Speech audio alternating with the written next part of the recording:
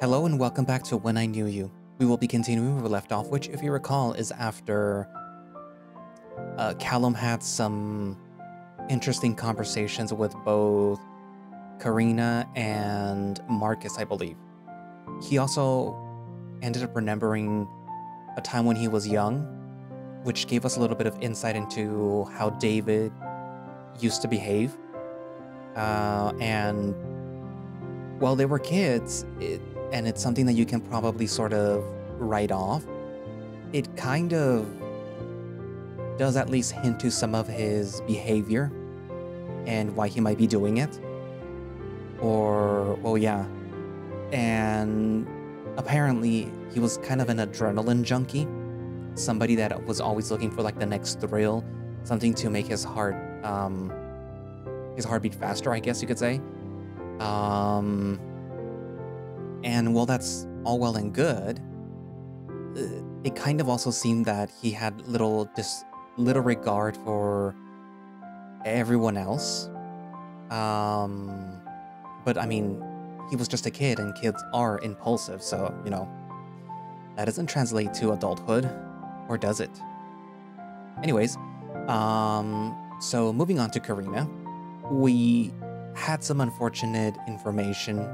Well, she told us a secret, I guess you could say. But I kind of feel like she did that on purpose. And it's not like in a, like, I'm telling you this so that you know to step off my man. It was more like, I'm telling you this because I know that you kind of feel the same way, that there is a very distinct possibility, and I need you to either jump on it or, like, move aside, kind of.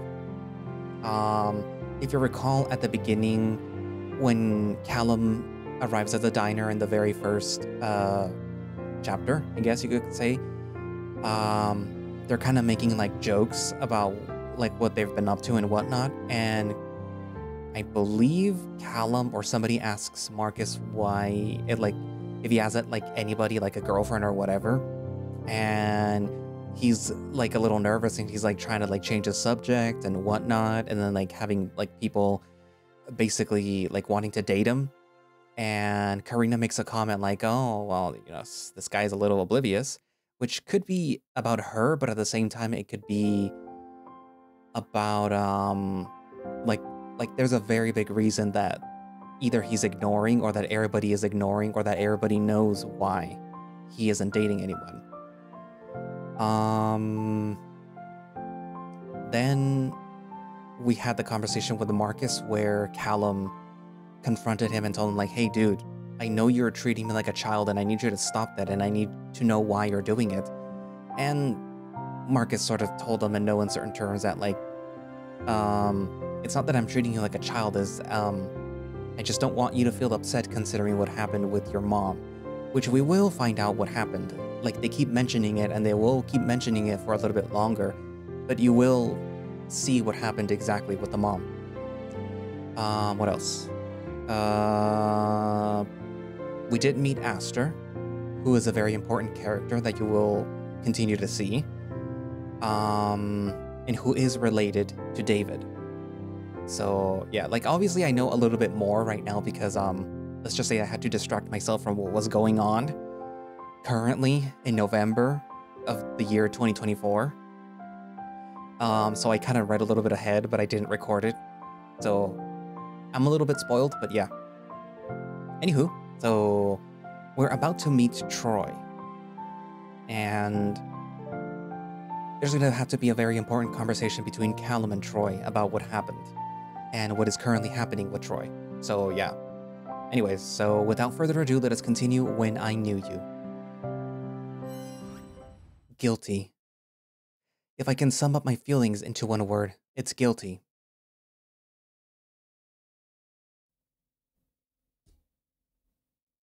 I'm in my room, staring up at my ceiling, a heavy weight hanging over my head, not unlike the light hanging from my room.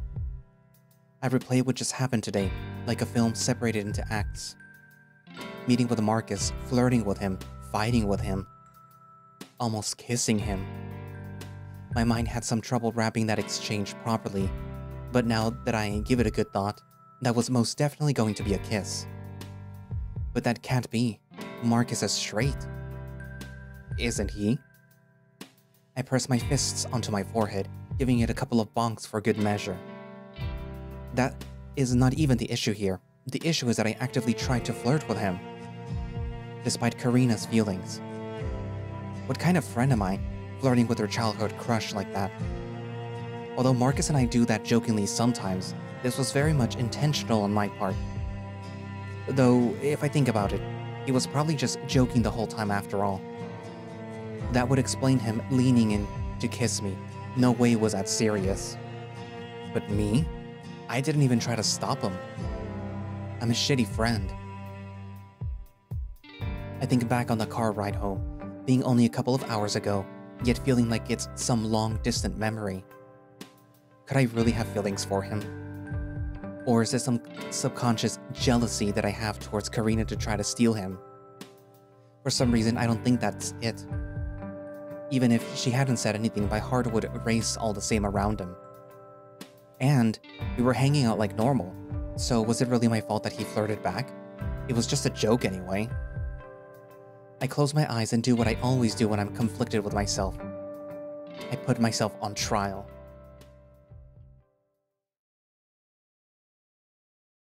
All rise. We are here today for the trial of Callum Alexander Diaz, charged with the treacherous act of flirting with his best friend's crush. Are we ready to commence? Prosecution? Before me stands, well, me. The image of me that I have designated as the reasonable side. Codename Alexander, because I think that name sounds smart and it doesn't really suit me. Stone cold and unforgiving, he looks directly at me with a vendetta and one goal in mind: prove me guilty. I gulp. The prosecution is ready, Your Honor. Very good. Defense? The emotional side of me stands up, a big grin on his face. Codename Callie, on account of that girly nickname David gave me when we were in the first grade. A cutesy name for my cutesier attitude. He winks at me, a reassuring gesture that unfortunately does little to calm my nerves. The defense is ready, Your Honor. Very well. You may make your statement, Callie. Thank you, Your Honor. Callie makes his way to the center of the courtroom, addressing the jury who are a mixed match of my favorite fictional characters. I hide my face in shame. I don't want Mr. Oni to see me like this. Ladies and gentlemen of the jury, I open with a question. Who here has been in love? Objection! Your Honor, relevancy? Overruled. Please let the defense make their case. Alexander blushes, embarrassed that he got shut down so quickly, and sits again, muttering under his breath. Thank you, Your Honor. Well, lovely jury, have any of you been in love? Mumbles of affirmation are passed around between the jurors, and my defense smiles sweetly at them. Exactly. Love is as natural to us as breathing, is it not? So why, dear jury, must we condemn Callum for falling victim to this very natural emotion? Yes, I believe Callum is guilty. Guilty of following his heart. More murmurs of agreement come from the jury, and I start to feel a bit hopeful. Maybe he's right. Maybe I'm not guilty. I would like to show you all, ladies and gentlemen, who our dear Callum has fallen for. Marcus Gabriel O'Brien, age 18, 6'3", Leo, captain of the football team and relatively handsome too. A close friend of Callum for many years, and throughout this week, they have been practically inseparable. Is it to anyone's surprise then that Callum would develop feelings for him? I think not. No, I think that this was not a matter of if, but when. Therefore, I believe that putting him on trial for being honest with himself is, for lack of better term, absolutely preposterous. And I hope, dear jury, that you think the same. Callie takes a seat next to me, all smiles and gives me another wink. Don't worry, love. This one's in the bag. Very well, prosecution. You may now make your statement. With an impatient jump out of his chair, Alexander makes his way to the center of the courtroom, an angry glare in his eyes. Thank you, Your Honor. He turns to us suddenly and points one vengeful, accusing finger at Callie. The defense has made quite a lovely statement. However, it is quite bluntly, incredibly flawed. And that is because of two major reasons that I will proceed to explain to you now, dear jury. But to do that, I need someone to help me. I would like to call Callum Diaz to the stand. Objection. Your Honor, my client will not... Settle down, Callie. You are his defense, not his attorney. Overruled. Isn't that the same thing? Callie curses under his breath and gives me a worried look. Well, we're all waiting. After shooting Alexander a dirty look, Callie sighs and nods his head. Sorry, Callum. Looks like you've got to get up there. I stand up with shaky hands, nervously making my way to the judge's podium and taking my seat next to him. Alexander leans coolly against my stand, though does little to actually acknowledge me. Ladies and gentlemen of the jury, I open with a question. But not to you. To our dear witness, Callum. He finally looks over at me, and with a quick once-over, he coldly states his question. So, Mr. Diaz, can you tell me how long you've been back in Pricefield? About a week? The exact number of days, please. 5 days? 5 days, dear jury. 5 days since Callum's stepped foot in this town again. Tell me, is it truly possible for someone to fall in love that quickly? I'd argue that no, actually, it is not. Therefore, Callum's feeling for Marcus can't be genuine. Objection. Though it's true that no one would fall in love with a stranger so quickly, you're forgetting something important. Marcus and Callum were already friends beforehand. They were no strangers. Well, true, but after so much time apart, they couldn't possibly... I'd like to disagree. Love can blossom between old lovers, whether they've been apart for years or not. Besides, if there was a possibility for Callum and David to rekindle their flame, why not Callum and Marcus? Aha, you just dug your own grave. Whatever do you mean? Your argument would only make sense if Callum had feelings for Marcus prior to coming back home. It makes sense with David. He is Callum's ex, meaning that there was some romantic attraction between them at some point. But Marcus? There was never even a hint of a spark between them. That's not true. Oh? Do you have any evidence? Evidence? That's right. I don't think so. Which leads me neatly to my next point. Evidence? I have evidence. What? Huh? The jury breaks out into rushed chatter, confusion seeping into every one of them. Order! Order in the court! You have actual evidence, you say? Yes, Your Honor. I would like to present the screen of memories. More murmurs break out as a big, cute panda bear Stuffy rolls out a TV in a cart and hands the remote to my defense.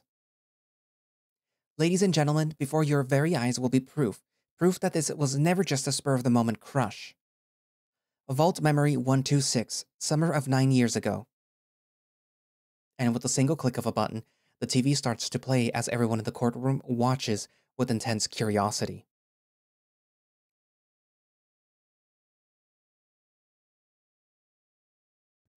I'm sitting on top of a tree, holding onto the trunk tightly, my arms shaking incessantly. Come on, Cal, jump! Marcus stands below me, his arms raised up and inviting me to jump down. Nuh-uh, no way.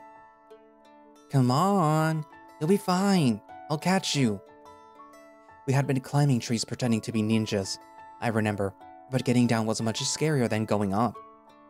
The drop looked pretty big and David and Karina had already gone home, leaving Marcus as my only savior. You promise? Of course, I swear that I'll catch you. Just hurry up and jump already. It wasn't that I didn't trust him, but was he really able to catch me? Despite my insecurities, I decided to put my faith in him anyway, and started my countdown. Okay, here I go. 1, 2, 3. Rather than jumping, I slid myself off the branch, and the world turns dark as I squeeze my eyes shut. All I could hear was wind rushing into my ears and the sound of my own voice yelping as I fell down. I remember feeling terrified, scared beyond comprehension of falling and breaking my bones.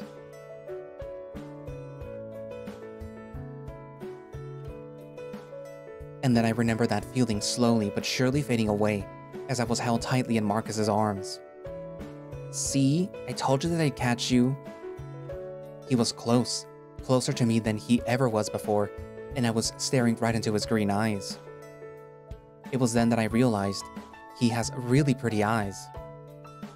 He puts me down but doesn't break the distance between us. You okay? I realized that even though I was safe and sound, my heart was still beating like crazy. Yeah, I'm okay. Thank you. Anytime. And in that moment, I felt my stomach turn in an unfamiliar way, yet I knew exactly what it meant.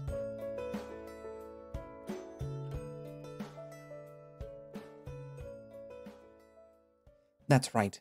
There was a time when I had a crush on Marcus, many years ago. I must have forgotten about it since it was so short-lived, but it was definitely real. As you can see, feelings for Marcus had been present in Callum even before he had feelings for David. There's your evidence right there, Mr. Prosecutor. Alright, sure. This proves that Callum did in fact feel romantic attraction to Marcus at some point. However, this does not null my second point. Second point? Indeed. Alexander turns to me, and I know where this is going just by the look in his eyes. So, Mr. Diaz, could you relate the events that transpired yesterday at the shopping mall? Guilt starts to form in a pit inside my stomach, as I wonder just how I'm going to get out of this. Well, I was, buying clothes with Karina and... Actually, that doesn't really matter. Tell me what Miss Valenzuela told you at the food court, please. She said that she's in love with Marcus. Gasps of shock reverberate from the jury, my face burning in shame. How interesting. So you shamelessly went after Marcus, your so-called crush, even after you learned about Miss Valenzuela's feelings. Am I correct? Well... Prosecutor! What exactly do you mean by went after Mr. O'Brien? Well, obviously, Mr. Diaz was flirting with Marcus. Objection. I disagree. What do you mean you disagree? Shall I relate the words exchanged by them? Callum simply asked Mr. O'Brien if he was like a brother to him. Yes? When he wanted a more clear answer, he simply pressed on. No, but the almost kiss. Of course, but tell me, Mr. Prosecutor. Who leaned into who? The crowd starts to get riled up again, and the judge calls for order. What is your point, defense? My point is that Callum is not at fault here. Sure, there was a weird air between him and Mr. O'Brien, but Callum was not an instigator. In fact, he didn't even realize his feelings for Marcus until after the events of today already transpired. So, any flirting or instigation he may have done was purely unintentional. That's all, Your Honor. Prosecution? No further questions, Your Honor. Very well. I believe that the jury has reached a verdict as well. With a pounding heart, I watched the judge read the jury's verdict, praying that it's a not guilty, not guilty, not guilty. After close examination and a very close call, the jury and myself find the defendant not guilty, for the most part. Callie squeals and hugs me tightly, jumping up and down in elation. We did it! We did it! We're a free man! Not quite. Huh? Although it's true that we will not punish you, there is still one order of business. Miss Valenzuela.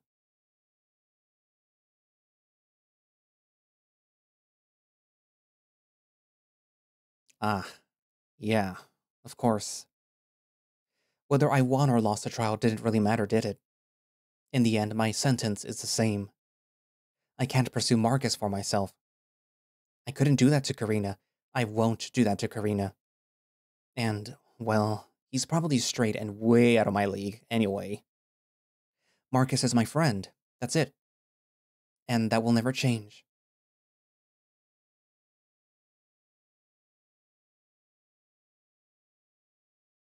You're going out? I fiddle with my fingers, avoiding my dad's questioning gaze. I had hoped that he wouldn't question me for going out on a Sunday, but that was just me being hopeful, really. Yeah, to Troy's. He wants to hang out for a bit. Didn't you go out yesterday too? Yeah, but that was with Marcus, not Troy.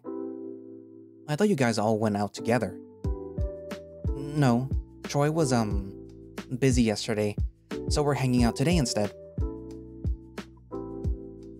I won't be long, I promise. I'll be back before 5. 3. Okay, 3. So can I go?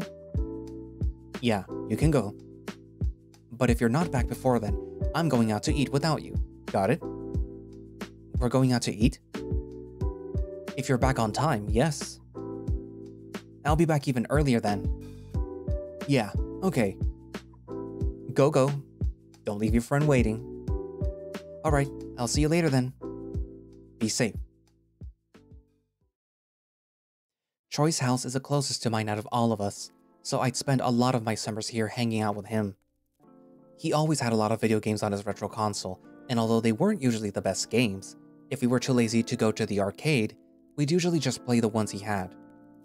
But since the others live in a different neighborhood, sometimes it would just be the two of us, which was a bit awkward. Both of us are pretty shy, so when it was just us alone, the hangouts would be much quieter than usual. Despite this though, he and I got along really well. Us quiet kids get along, I suppose. Much like David's house, Troy's house is practically the same on the outside, right down to the little plastic birds on the lawn. I'm a little surprised that no one has broken them. I guess they took pity on the old things. I'm stalling. Knocking is always the hardest part of going to someone's house. I always feel like I'm imposing or something. But no, Troy invited me here. My presence is expected. So with a deep breath, I give the door 3 good, loud knocks. I hear disorientated shuffling coming from inside, as if someone was rudely woken up by my knocking and wondering what the hell is going on. Coming. Yep, Troy. Sounded like he choked on his own spit there for a second. After some more hurried steps, the door swings open inwardly, and Troy's tall, slender frame towers over me. His eyes are a little red and sleepy looking, which could have fooled me into thinking that he just woke up, had it not been for the unmistakable smell of on him. He seems to know that I know that he's been smoking, because he greets me with a really apologetic smile. Hey. Hi. Wanna come in? Yeah, of course. He makes a come on motion with his hands and walks in, and I quickly follow suit, closing the door behind me. I follow him up the stairs, not being able to get a good look at the living room, since the stairs are right in front of the entrance. But well, it's probably the same too. He leads me up to his room, and although I'm pretty sure that no one else is home right now, he closes and locks the door. His room is different. A lot more mature looking than I remember, but also pretty cool. If I didn't know any better, I'd think that he was an indie drummer or something. Troy plops himself on a familiar and now much older beanbag chair, hanging his head back and staring up at the ceiling. I stand in the middle of his room, not knowing exactly where to sit. After about a minute or so, he looks over at me and raises an eyebrow. Aren't you gonna sit? Just use a desk chair. Oh, right. I grab the chair from its spot and scooch it closer to Troy, sitting down awkwardly.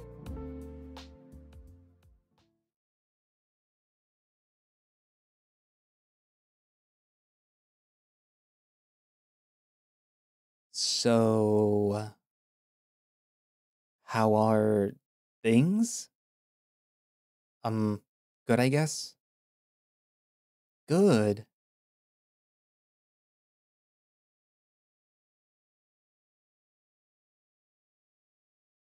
Are you mad at me? What? After everything that's happened with your mom and David, seeing me like this, are you mad? I suck in a shaky breath, looking away from him. It hurts how aware he is of this, of how it affects me. At least with Mom, it was easy to call her out on it, since she didn't feel guilty about it at all. But this is not the same. I'm not angry. You're not? No, I'm just upset. Just sad, you know? Ah, the old not angry, just disappointed, huh? He chuckles nervously, crossing his arms tightly over his chest. I'm sorry, Callum. I know explaining this to you doesn't make it better, but I'll try anyway. So a couple of years back when I entered high school, not gonna lie to you, it was hell for me. David and Marcus started getting into football and Karina just stopped hanging out with us, so I was pretty much alone. It kind of felt like I was starting all over again.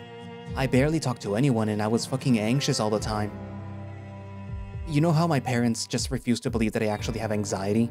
So it's not like I get meds for it, so it was nuts. It was horrible, dude. Then like a couple of weeks into school, I saw some guys smoking in the bathroom. And well, I'm sure you can guess what happened. It genuinely helps me, man. You know, I'm fucking terrified of drugs, but it's just different. And I swear to you, that's the only shit that I smoke. I just want you to know that, Callum. I'm quiet, acknowledging everything he says, trying not to let my emotions get the better of me. I definitely believe everything that he's told me. He wasn't vague or anything like that, and he seems genuinely uncomfortable by this whole situation. What about David? He found out that I was smoking, and who my dealer was. I didn't think that he would go and get other kinds of drugs, dude. Maybe it is my fault, Callum. Fuck, maybe it really was because of me. But I always try to talk him out of it. Hell, I even told my dealer not to sell him any shit, but he wouldn't listen. I tried, Callum. I really fucking tried. He puts his head between his knees, breathing a bit unevenly and guilty, shame all too present on his demeanor. Troy. He looks up at me, tears stinging in his already red eyes. I don't blame you, Troy, for anything. Whatever David did isn't your fault. It's no one's fault. I know you wouldn't do anything to hurt him. You're not like that, Troy. I believe you. He rubs his eyes hard and just nods, sobbing quietly. I just wish that I'd been here. If I was here, you wouldn't have been so lonely. And you wouldn't have... Stop it, Callum. I know what you're doing, and you gotta stop. Trying to take other people's blame for yourself. You've always done that. This isn't your fault either. Like you said, it's no one but David's. You need to believe that too. This is just a really fucked up situation, that's all. Yeah, I guess so. We're quiet for a moment, another awkward moment passing between us before I speak up again. Are you okay? What? This isn't like an addiction, is it? You can tell me if it is. I just want to... Callum. He opens his arms and without a second thought, I throw myself into them, collapsing on top of him. He hugs me tightly, letting me rest my entire weight on him as he buries his face in my neck. Troy. I promise I'm okay, Callum. Despite what some people think, I'm not smoking every single day. Believe it or not, my life's pretty boring, so my anxiety doesn't spike too often. He laughs and I chuckle in response, sniffling a bit. And besides, I feel a lot better with you around. He turns me around, sitting me on top of his lap as he wraps his arms around me, essentially spooning me. If it were anyone else, I think that I'd short circuit, but since it's Troy, it doesn't feel weird at all. It sucked not being able to talk to you. This week was ass. I thought that you were so pissed at me. I was shitting myself thinking about how mad you'd be if I called you over here. That's kind of why I'm high right now, to calm down. Sorry about that. I shake my head, hugging his arms tighter into me. I was never mad. I just thought that you were way too pissed at Marcus to come talk to me, since I'm always with them. I mean, I definitely am. But that's besides the point. I'll try and talk to him about it soon, make him apologize. Whatever, I don't need his apology. You have every right to be mad, you know. First your mom, then David. And now me. I believe in you, Troy. Mom's fucked up.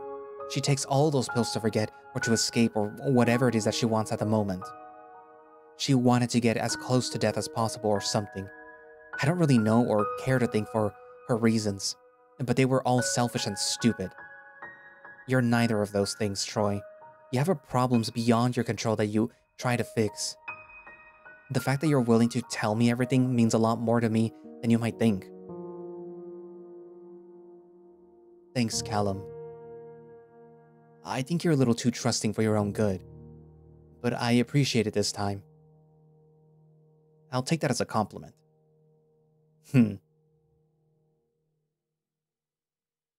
Are you okay?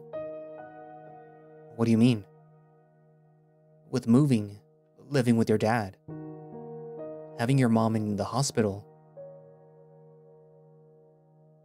I knew that I'd had to open up about what happened eventually, but that doesn't mean that I wasn't dreading the moment. This moment, it seems. I let out a sigh and leaned more of my weight onto him, prompting him to hug me just a little tighter. Dad has been really great. It feels so weird to have someone care so much again. He makes me breakfast, he asks about my day and stuff. It's surreal. And your mom never did? Not really, no. That sucks.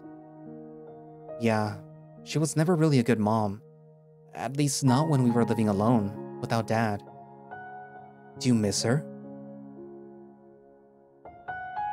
Yeah. But not enough to go back to her. He just nods and we stay like that for a while, just quietly holding onto each other's company.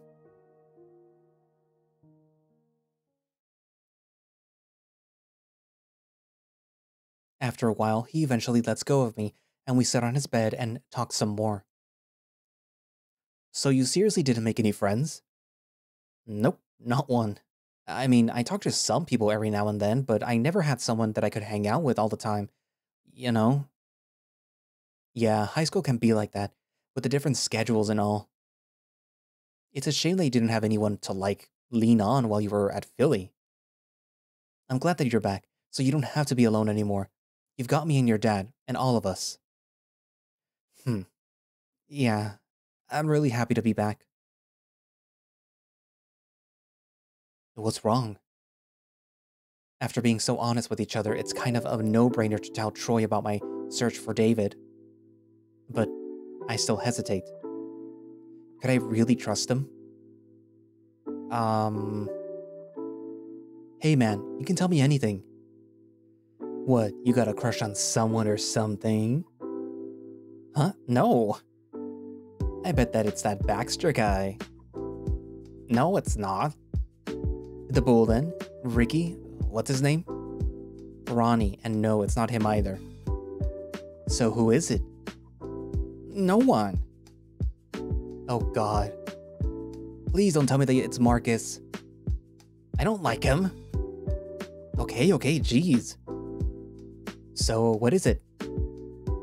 It's about David. What about David?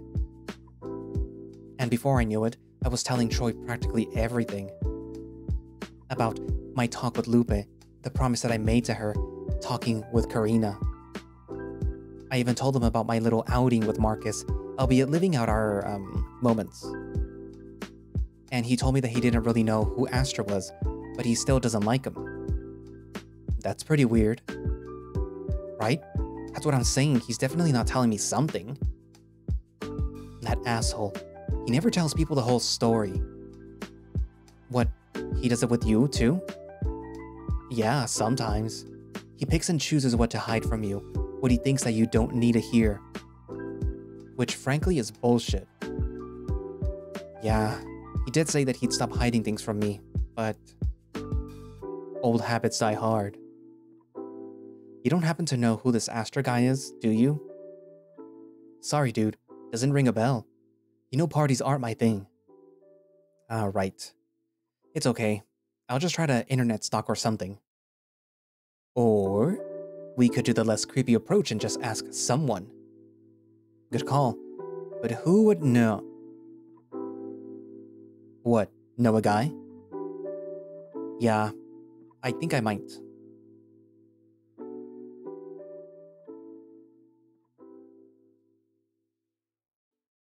I had left a little late from Troy's house to just go back to the house, so Dad and I decided to meet at the restaurant.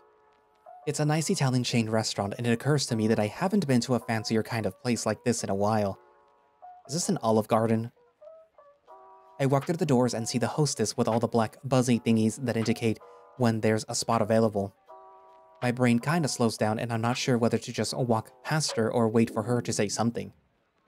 I guess I must have looked pretty lost because she walks over to me with a cautious smile. Are you gonna meet with someone, hon?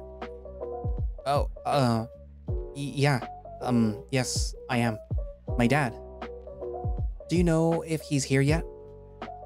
I'm not sure. Well, let's go inside and see if you can spot him, Yeah, okay.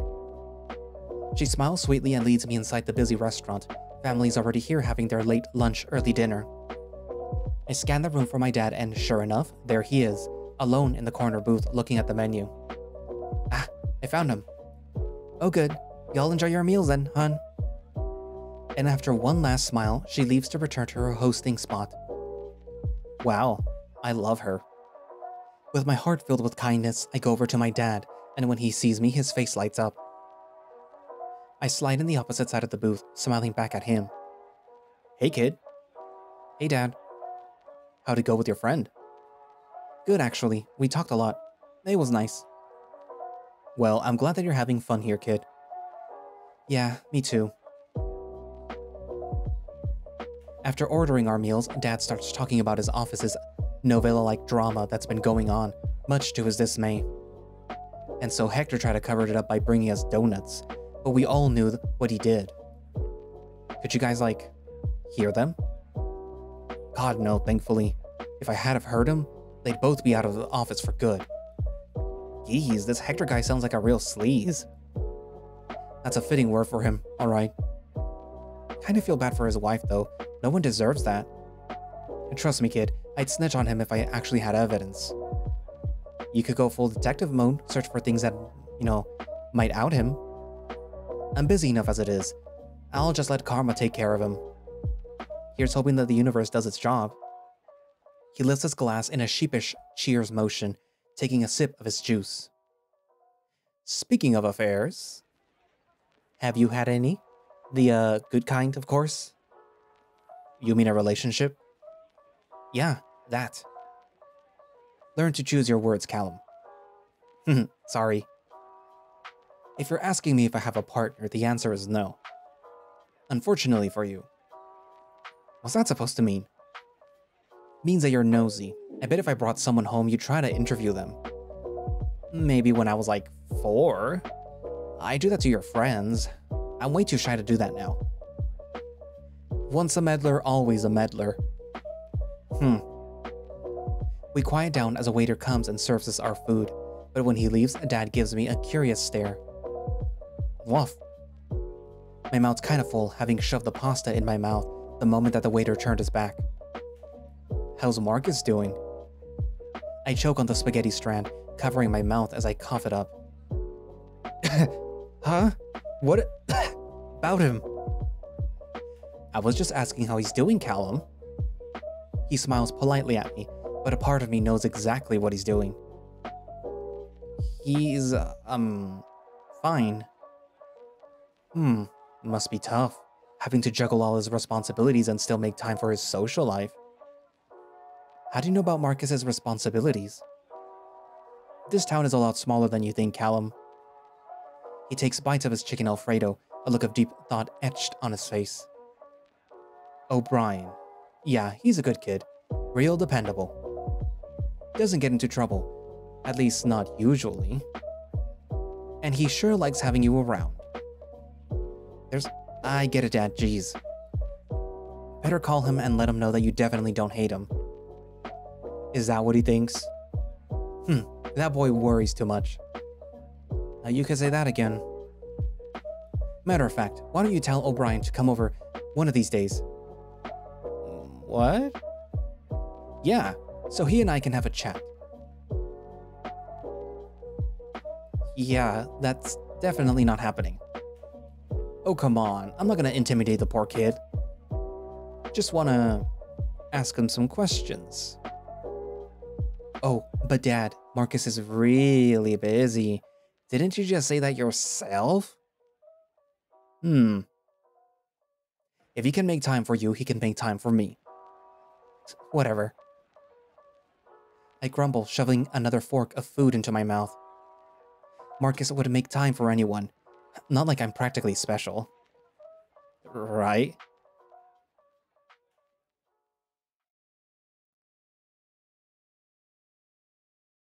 Monday, 7:53 a.m. It is a dark, cloudy day here in Pricefield. People pile into the gray, monochrome hallways, saying hello to the friends that they haven't seen during the weekend. But I do not have the same luxury. There is a mystery in this town, one that I have to solve no matter what. But to do that, I need to... Milady? Huh? Thinking about ways to overthrow the government? I feel you, man. What? No, I was... being melodramatic, that's what. Thinking about the case. The case? Oh, you mean David. Yeah, I have to start asking questions, and my only viable lead is a football team.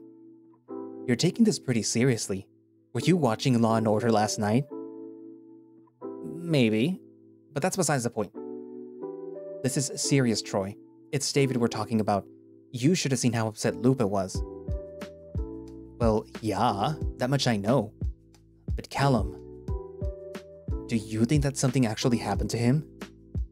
I mean, David really did want to leave this place, you know. Yeah, trust me, I know. So what do you think?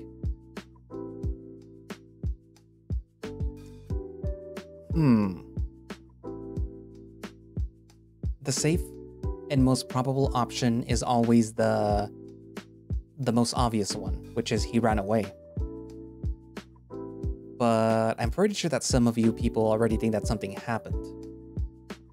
Which is, or would make for a good story, so let's go with something happened. Lupe knows her brother more than we ever could. If she thinks something happened to him, then I'll believe her, and I'll do whatever I can to figure out what happened. I'd like to think that he's still out there. Me too, so we gotta hope for the best and keep looking. Yeah, alright. So, who's the first lead? Well, naturally Marcus would be the perfect lead, considering he spent so much time with David. But... Exactly. He's not opening up anytime soon. So, we go for the second best. Baxter. Uh-huh. He's gonna know a thing or two. The tricky part is how to go about asking him. Why would that be a problem? Trust no one, Troy. Is that what Detective Olivia Benson says? It's common knowledge for detectives, Maddox. Try to keep up, will you? Alright, fine, Diaz. Whatever you say. So, when do you plan on asking him? Maybe after school? Marcus doesn't have practice, I don't think. Yeah, Monday's a free day for him, but I thought that you were looking for Baxter. What's Marcus got to do with this? Marcus is our gateway to Baxter. We get to Marcus first and ease our way into interrogating Bax. I seriously don't get why you just can't ask Baxter directly. Trust the process. If it was so easy, why don't you do it, Fair point. Exactly, so let me do the detective work. You just beat up whoever comes close. Aye aye, Captain. Detective, you mean? Right, sorry, Diaz. Well, I've gotta go. First period's pretty far from here, but I'll meet you later, alright? Sounds good. I'll see you then.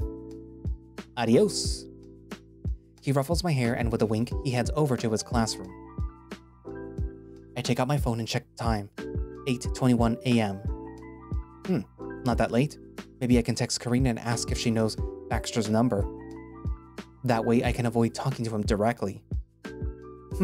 Master of avoiding confrontation.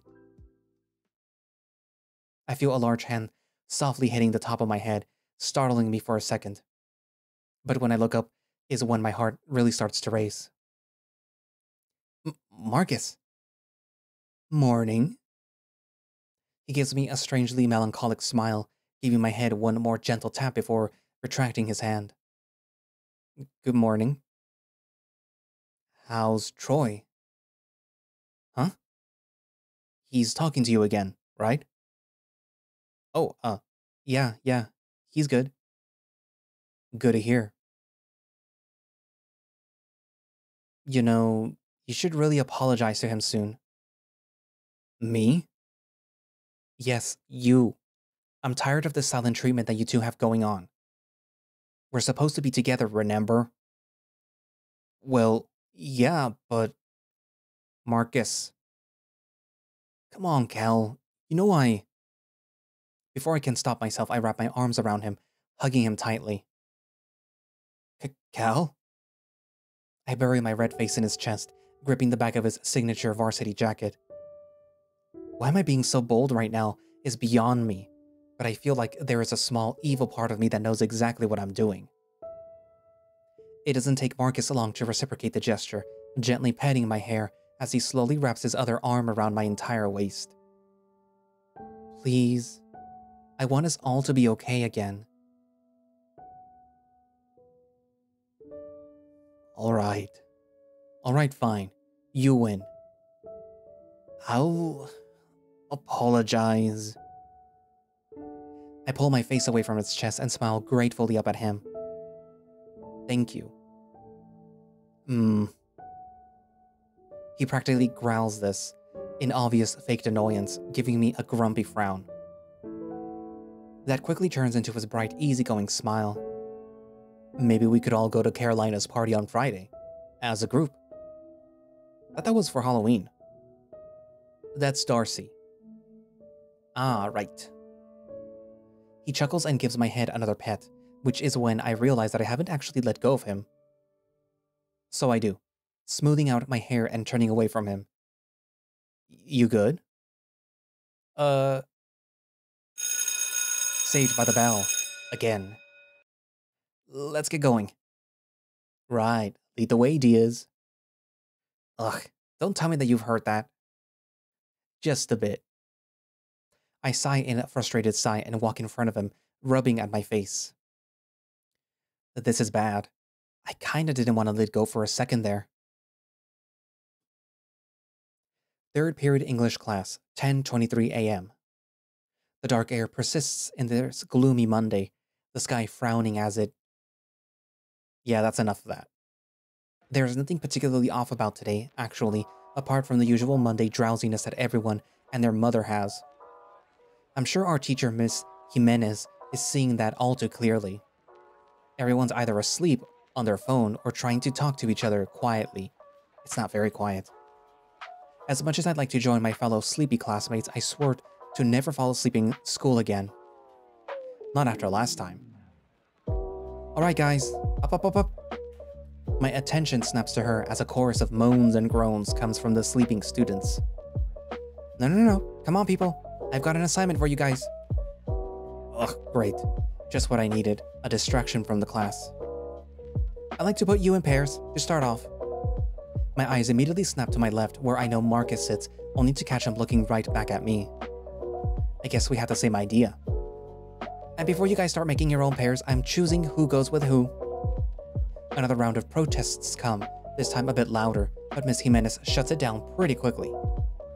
I don't want to hear it. You guys won't get anything done if I don't assign you someone other than your buddies. I shoot Marcus a dirty look and he rolls his eyes, sticking his tongue out. Getting paired with someone I don't know is like the absolute worst case scenario for me. So I'm praying to every god that I think of to pair me with Marcus. Please pair me with Marcus, or Miss Jimenez starts calling us in order to pair us up.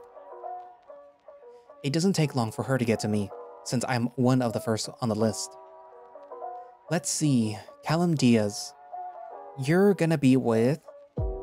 Marcus O'Brien, come on Persephone, come on Zeus, come on. Well, maybe not Zeus. Come on Aphrodite, throw me a bone. Let's pair you up with Ronan, shall we? No! Who's Ronan? With teary eyes, I look around the room to see if I could find this Ronan guy. And then my eyes fall on Ronnie, who's a couple of seats in front looking back at me with that signature cool glare. He gives me a quick nod. The guy kinda uses that to greet each other, and I hastily nod back to him. Ronan. Go figure. It wasn't Marcus, but at least it's not a complete stranger. Not to mention, I can take advantage of the situation. I'll keep faith in you, Aphrodite. Monday, 3:54 p.m. I'm like totally freaking out, lol. I'm at the library now, sitting alone at a small table waiting for Ronnie to come back with some books, since apparently you need a library card to even touch the books here. Normally, I wouldn't be so nervous about doing a school project with a friend of Marcus, but... I can't say that I don't have an ulterior motive. My phone vibrates and I take it out to see that it's a text from Troy. Yo. Where are you? Shit, I forgot that we were supposed to meet up after school. Library. What? Why? Doing a school thingy. But get this, I'm with Ronnie. Who? Oh, Ricky. Ronnie. Yeah, cool, your crush. No, idiot. I can ask him stuff. Like on a date? Troy. Lol. What about Baxter? I'm sure Ronnie knows a thing or two. Awesome. Go get him, Sherlock. Shush. Hey, get off Tumblr for a second, nerd. Ronnie plops a couple of thin books on the table and sits next to me, leaning back on his chair a bit. Oh, sorry. I quickly put my phone away, keeping my head low in a shameful embarrassment. Well, this is embarrassing. Didn't think that I'd get scolded by him. He puts an arm around the back of my chair and leans his body back even further, his huge frame a bit too big for the chair, it seems. That was a joke. I was joking. I blink at him for a second, then manage to let out a laugh. Oh, good. I was starting to think that you were a Disney Channel bully or something. Nah, I'm more of a Nick bully. What's the difference? I'm cooler, duh. Well, have fun getting slimed, I guess. He sighs and reaches for one of the books on the table, flipping through it. Alright, so what have we been doing? Write a short story, right? Yeah, but she said something about 2 endings. Oh yeah, write a story and then we each have to write a different ending of it. Sounds easy enough. You got any ideas? Let's see. Ronnie and I spend the next 15 minutes or so making up a story, a pretty basic one, but I think that it has some merit. We decide on the story of a Hollywood actress who falls in love with her married co-star and they have an affair. Alright, you write the romance scenes. Why me? You look like the romance novel type. Well, maybe, but still. What are you gonna do then? I'll write from the guy's perspective. What about the endings? How about one where they run away together and one where she stays alone? That's actually a pretty good idea. You sure you don't read romance novels? I don't read, period. Rom-coms then? My sister likes them. Sure she does. Anyways, Want to write the runaway ending? Sure, sounds good. Then we're settled. He throws the book that he was holding, a how-to for writing stories, on the table and stretches, groaning loudly. We're done already? But I need to ask him about... I'll start writing the beginning, then hand it over to you when the girly stuff starts happening. Oh, yeah, alright. Something wrong? No. I just... For some reason, I feel bad for trying to interrogate him. He's been nothing but nice, and it feels almost like using him. But this is for Lupe, and for me too. Can I ask you something? Sure. Do you know why David ran away? He's a bit taken aback by this, looking at me as if questioning my reasons to ask such a thing. Yeah? You don't? Well, I, don't have the full story. Huh. He rubs his jaw, looking down with a troubled look on his face. David was in deep shit. Drugs, debt, the whole 9 yards. Wait, debt? Yeah, David owed a lot of people a lot of cash. It was like a cycle. He spent his money on drugs, then he borrowed money which he spent on more drugs, then he borrowed more money. You get the picture. Jesus Christ. Yeah, it was bad. My stomach turns into a knot picturing David get into the horrible habits that I've seen all too close up. Everyone keeps saying drugs, but do you know exactly what kind of drugs? Not all of them, but he was definitely doing. I shudder. That was what she overdosed on. And last question, I swear, but do you know anyone by the name of Astor? Yeah. Pretty sure that he's David's ex. Fucking knew it. No wonder Marcus didn't want to tell me. That gorgeous bastard. Honestly, I'm pretty sure that they got high together most of the time. The little fuck was basically his dealer, selling David the drugs that he got from God knows who. If you want my guess on what happened, David ran out of money, and that Astor bitch ratted him out to his dealer. So he had to get away. I see. Hope that cleared up some things for you. Oh, yeah, it did. Thank you. You going to Carolina's party on Friday? Yeah, why? Keep an eye out for Astor. He likes to hang out at parties a lot, so he'll definitely be there. But be careful, that guy is not okay. So stick with Marcus, he'll keep you safe. Yeah, alright. Thanks, Ronnie. Sure thing, nerd. Stick with Marcus, huh? Sorry, Ronnie, not this time.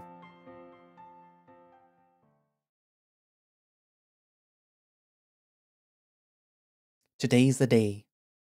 After a week of anticipation, it's finally Friday, the day of the party. Tonight, I'll be getting some answers. You're going like that? I'm in Troy's room, sitting on his beanbag, subconsciously bouncing my leg up and down. Yeah? Why? You should look, I don't know, cooler. I guess I do look like a nerd, with my plaid shirt tucked into my shorts. Well, you're one to talk. You always wear that shirt. Yeah, but these are different pants. Are they? These are Tommy Hilfiger. The ones I always wear are Levi's. Wow, aren't you a bit overdressed? Shut it, Callie. You're not even dressed for a party. Neither are you. Karina steps out of the closet wearing something much prettier than what she wears at school. She looks like an Instagram model. In the best way, of course. Come on, Troy, don't you want to impress someone? With my outfit, I doubt any girls are impressed by clothes. You'd be surprised. Are we leaving or what?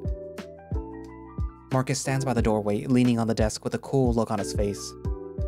He's dressed casual with just a simple white t-shirt, but he still manages to look incredibly sexy. Maybe it's the biceps. Hey, we're just waiting on Karina. Yeah, she's taking forever. Never rush a girl when she's getting ready. We're gonna miss out on all the drinks. And you wouldn't want that, now would you, Marcus? You could always stay home and find another ride, Troy. According to Marcus, he actually did apologize to Troy, but they still seem to be fighting to me. Or maybe they're always like that. Alright, enough. Troy, where does your mom keep her deodorant? Got Carrie? No, I am preparing myself so that I don't get BO. Maybe you should follow her example, Troy. Yeah, well, maybe you should. Troy. What? He started it. Just show me. Ugh, fine. He leads Karina out towards his bathroom, not without glaring daggers into Marcus's skull, leaving Marcus and I alone for the first time in a week. I'd be lying if I said that I wasn't avoiding him, and a part of me feels guilty for that, but also, I can handle being around him for so long. I get all stupid and nervous, and that makes me feel even more guilty. Safety in distance, I suppose. You look cute. Good, I mean, you look good. My heart starts pounding rapidly, and I shift my weight between my feet. Seriously? So quickly? Thank you. You look really cool too. It's giving, bad boy vibes. Not really what I was going for, but I'll take it. Were you trying to impress? Oh, you know, just some chick. My heart drops for a second, but I try my best to act normal. Oh? Who may that be? Oh, her name's Callie. You don't know her though. She's new. He winks at me, and although I try to stop it, I smile at him, crossing my arms in feigned annoyance. You're so stupid. Hey, Brokeback Mountain, you two ready? Troy and Karina stand in the hallway, and I only have time to wonder how long that they were there for. Yeah, come on then. He nods at me, and we all walk out towards Marcus's truck, all the while doing my best to avoid looking Karina in the eye. I quickly learn that I'm not really much of a parties guy. For the past 30 minutes that I've been here, I haven't done anything but hang around the kitchen. In truth, there isn't actually a lot to do except drink, dance, and make out with someone. I've already had 3 beers, which is making me feel more than just a little tipsy. Seems that I got my dad's genes on holding my liquor. As for dancing, I've never been much of a dancer to begin with, and I'm not gonna start now. And it's not like anyone will make out with me, so the kitchen it is. Troy was able to find some friends of his to pass a joint around with, and I actually would have joined them for company if not for the sickening smell on them. Karina's somewhere dancing, definitely playing up the popular cheerleader role of being the life of the party. And Marcus, I actually don't know where he is, which scares me. My mind conjures up an image of him flirting with some girl, kissing her, leading her up the stairs. I sigh and grab another beer, hoisting myself up to sit on the counter and drink half of it. Karina's dumb. If I were her, I'd just confess already. He'd definitely say yes. She's hot, nice, and hell. They're even childhood friends. That's your teen romance novel right there. Dummy Karina and her dummy thick ass. After what seems like hours, I sheepishly walk around the house looking for my Marcus to take me home. Where could he be? Isn't he tall? Wait a second, isn't that? Holy shit. I hastily made my way to the dark, slender figure hanging out by the staircase and nearly fall into him when I lose my balance. Luckily though, he catches me, holding both of my elbows firmly as I grip his forearms. Whoa, careful. Oh, Callum, hey. Remember me from the smoothie shop? Esther. Yeah, Esther. What's up? I regain my balance and step back, pointing a finger at his face.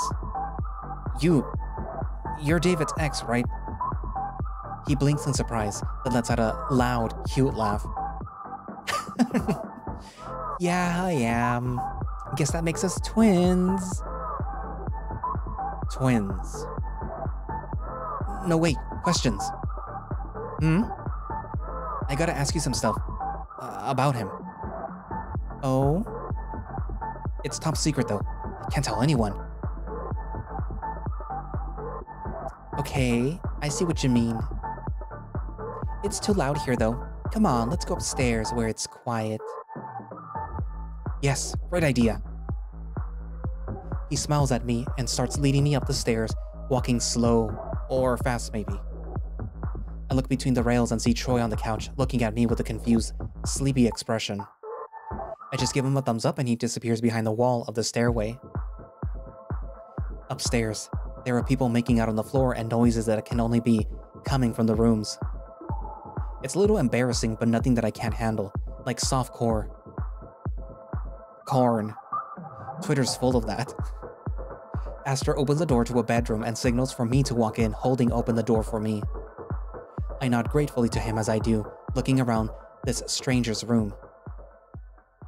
I turn around and face Aster, who has just finished locking the door and is now making his way to me.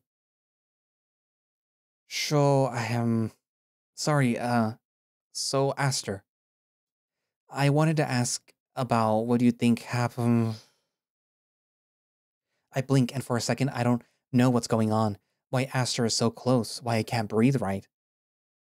And then I feel Aster's tongue sliding across mine, his hands firmly around my waist. Oh my god, I'm kissing him. He deepens the kiss, prompting me to kiss him back, my mind turning into a fuzzy, hazy mess.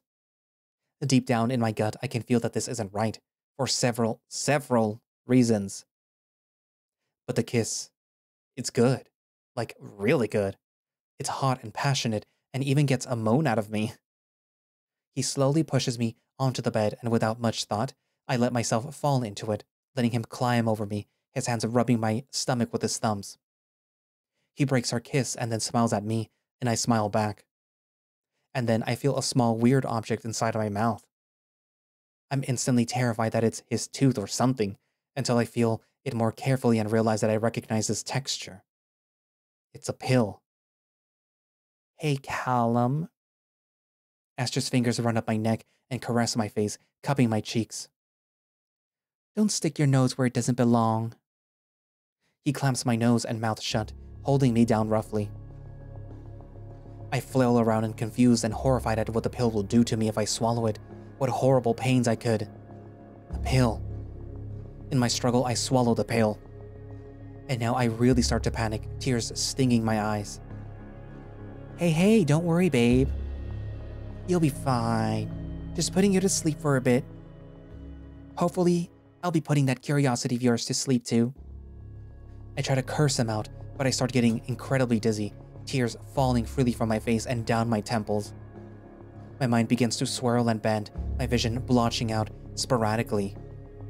The ceiling fan starts to fade into nothingness, and I can only form one sentence in the midst of fainting. Wow. I'm really fucking stupid. And that's where I'm gonna leave it for today.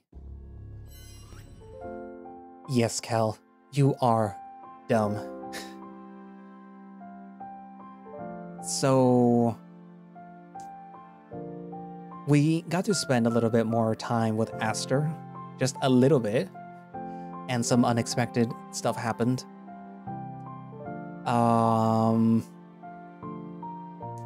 Obviously not a good thing. And it was very foolish of Callum to just go up to this random person who had the reputation of possibly being David's enabler that might be connected to his addiction or his habits.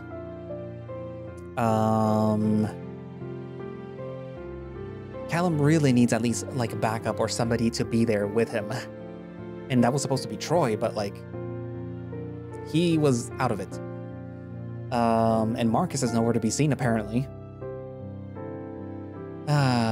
Callum, when will you learn? Anyways, so speaking of Aster, well, not really much of Aster.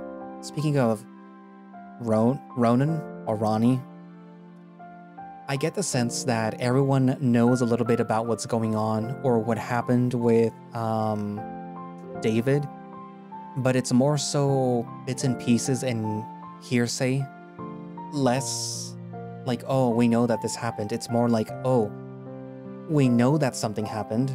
We have anecdotal evidence and we have some evidence about what might have happened and who might be involved, but not really what happened yet. So the big picture is not there. We just have bits and pieces still. And those pieces may or may not be actual pieces. They may just be misunderstood pieces of information. That's as much as I can tell you right now. It is good that Troy and Marcus made up, sort of. I mean, not bullying, but like being that type of friend is fine if both of you are okay with it. Like being like pushing each other's buttons, but only to a certain point. I kind of do that with my friend Omar. I mess with him a lot. What else? It is interesting that Callum is still conflicted about the whole Marcus, him, and Karina thing, because it is true. If Karina really felt that, if she was really in love with Marcus, she would say something. But she really did. She said herself that she wants the person to approach her and tell her that they like her. That she doesn't want to be the one to, like, I guess, put her throat out. Or I don't know what the expression is, but basically put herself out, I guess. I think that's what it is. And that's probably because she doesn't want to be, like, made the fool and say, like, oh, I like you, Marcus. And then Marcus goes like, okay, what am I supposed to do about that? I don't like you. Like, that would be bad for her. I am almost positive that she may or may not know that Marcus plays for the other team. And that he may or may not be interested in Callum. Like, if it isn't obvious already for her, then, I mean, she's kind of a little blind.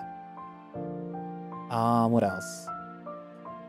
It was good that Troy, the whole situation with Troy and Callum, I guess,